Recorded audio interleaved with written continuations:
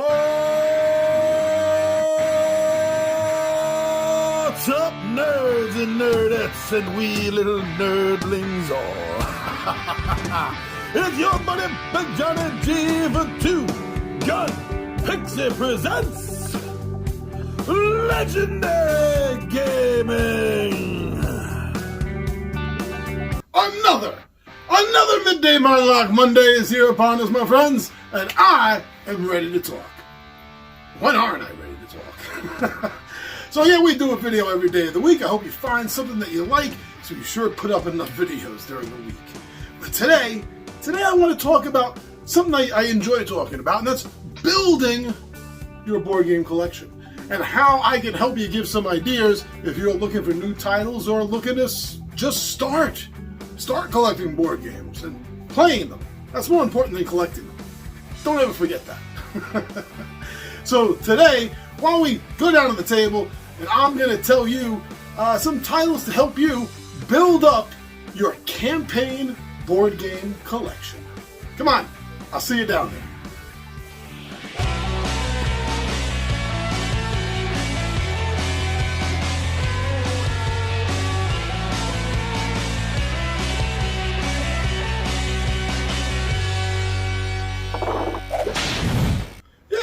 I think campaign board games are a lot of fun, but remember, you have to have a lot of time dedicated in order to get through these titles. You and the regular players at your table that are going to be participating in these titles. But still, they're a lot of fun. A little short of an RPG and a little bit more than a board game.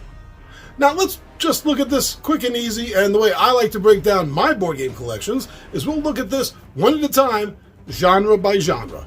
And the first thing that comes to mind is Western games. And there is one Western game, campaign-style game, that really sticks out to me. A long-term campaign is what I'm talking about here in this video, not short, fun little one-nighter campaigns. And that game is Shadows over Brimstone. This Western game combines Western tropes with Cthulhian-style horror to a great effect, I think. Pitting the Old West style characters versus these monstrosities set mostly inside a mine, although there is a town expansion, which I highly suggest is bought along with a core set. It just really brings the game together. That's a really fun title. That's going to give you some campaign fun for a long time, and it's also heavily supported by expansion sets. Now I want to take a look at sci-fi games. And man, I have a lot of sci-fi games in mind with this category. Now, the first one I want to talk about is called Level 7 Omega Protocol. This game kind of touches on two things. The movie Aliens, the second Alien movie, with the Space Marines, and also feels a little bit like Dulcie Base. If anyone out there is familiar with the alleged story of the alien-human war that went on at Dulcie Base, it has a feeling like these two concepts were combined in one. Now, this is the kind of campaign game that is also a one versus all, because you have a storyteller character that is running all of the alien monsters that they're going to be encountering during the game. But it is a straightforward campaign, dungeon crawl, sci-fi game. So if you're into sci-fi dungeon crawls, Level 7 Omega Protocol may be what you're looking for. Star Wars.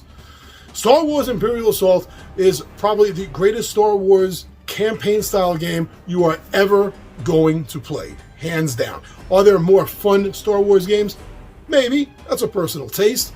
But are there more campaign RPG-feeling board games that aren't Star Wars RPGs, that are board games, but are campaign RPG style?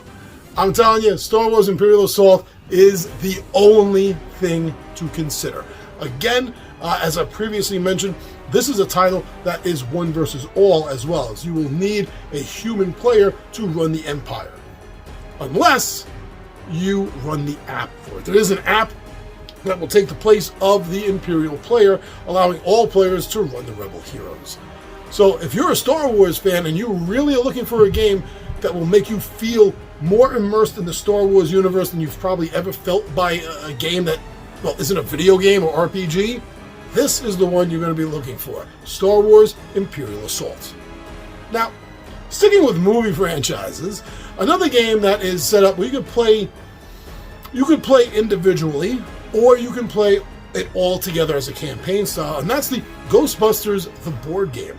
There's also a Ghostbusters the board game 2.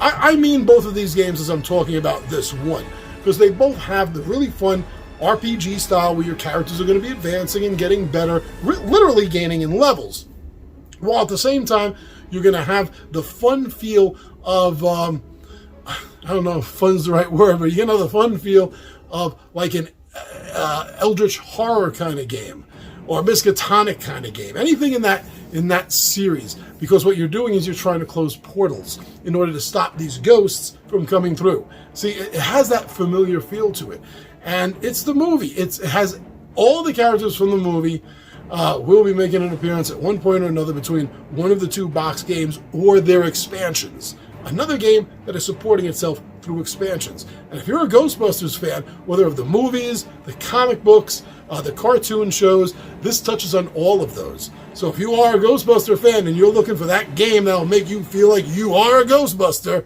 you're going to want to check out Ghostbusters, the board game. Little Trouble in Big China.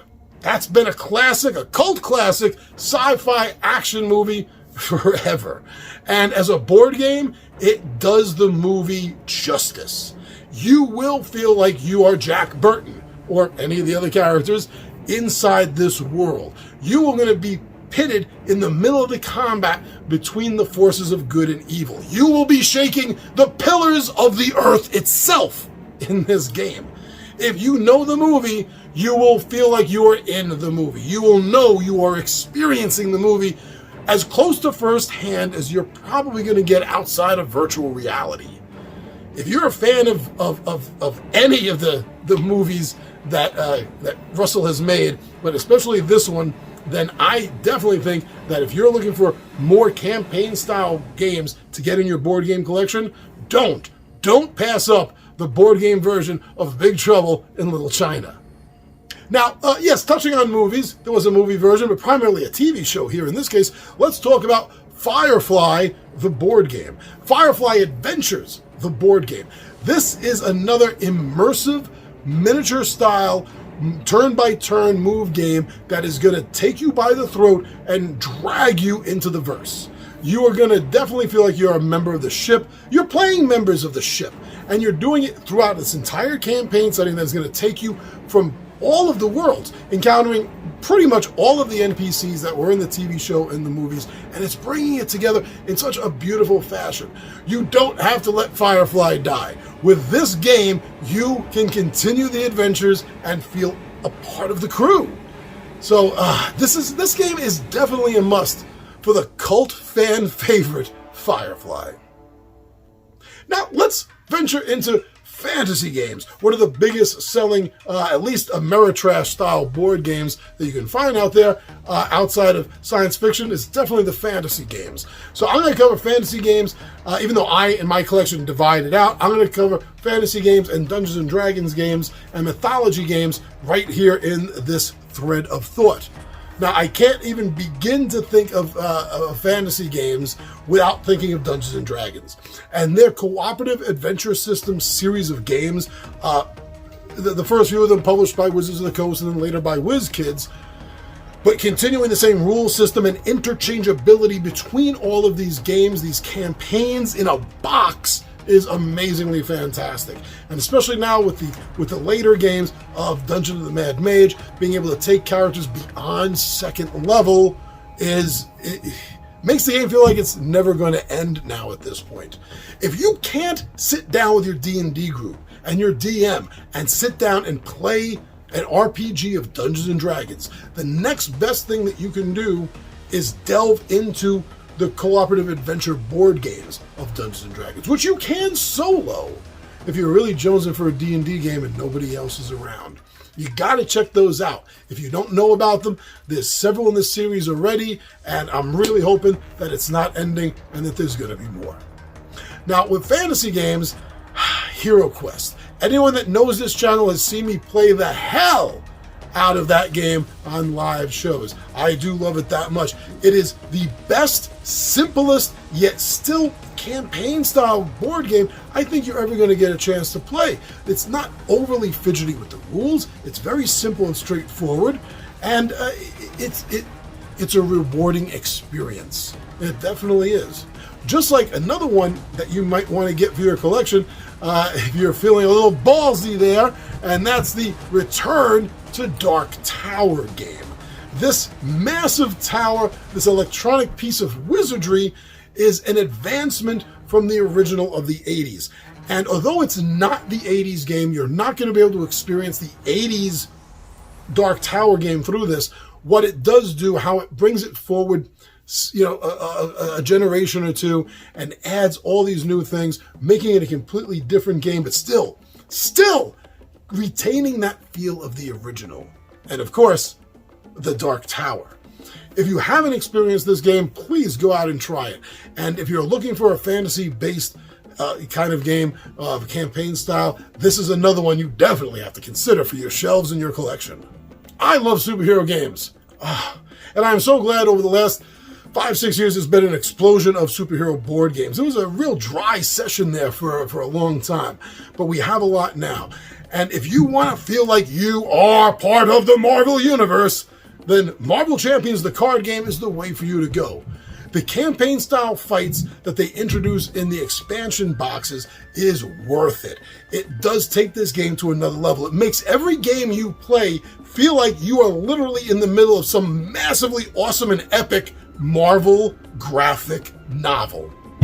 It takes the comic book ideas and concepts and it gives you that world to encounter and fight in. It's a card game, not a miniatures-based game, but still, it's going to make you feel probably more part of the Marvel comic book universe than any other Marvel game that you're going to be playing. Now, let's not stop at Marvel. As far as DC goes, yes, the Batman the Animated Series board game. This game takes everything, literally.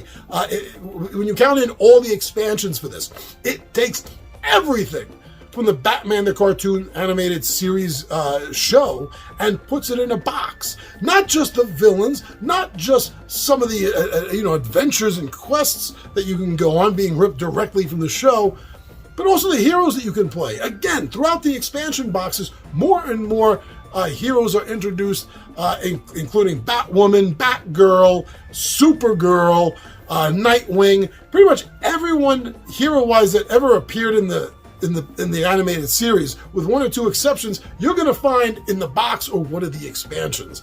This is another game that you are just going to feel like you have just lived through an episode. You're definitely going to feel that way with this game. So between Marvel and DC, if you're looking for an immersive campaign-style game, those are two you're definitely going to want to look into.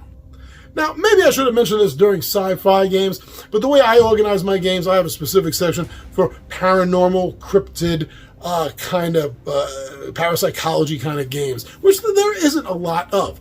But falling into the ufology part of that is a game that I think everyone's going to have to try to play and experience at one point or another because it's so damn fun. It's an upward crawling dungeon crawl inside the Dulce base, where aliens are doing experiments on humans. Aliens, lizard people, people from the past, talking monkeys. It has it all.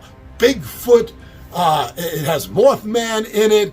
It has an ancient knight in it. It has so many different characters. Amelia Earhart is in it. A two-headed psychic cow as a playable character. This game is insane. Just like the subject matter it covers. And it covers it tongue-in-cheek. And you're going to have so much fun advancing through the levels, both character levels and the levels of the growing tower. The 5 levels of the tower you have to climb up, literally, from the table to complete is going to grab so much of your attention. You're going to be begging to play this game over and over and over again. And yes, it does have some expansions as well out currently and more on the pipeline coming down shortly.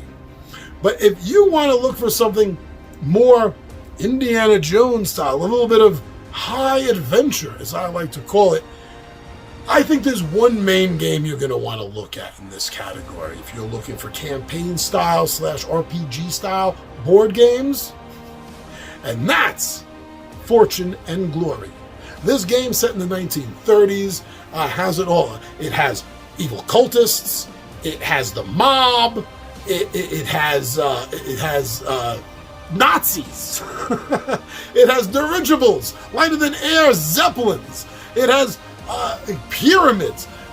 It is Indiana Jones without being called Indiana Jones. If you feel like being in one of those movies set in that time period of high adventure of the 1930s, pulp action, two-fisted, two-gunned action, Fortune and Glory is the only game you're going to be looking at for a campaign-style RPG board game.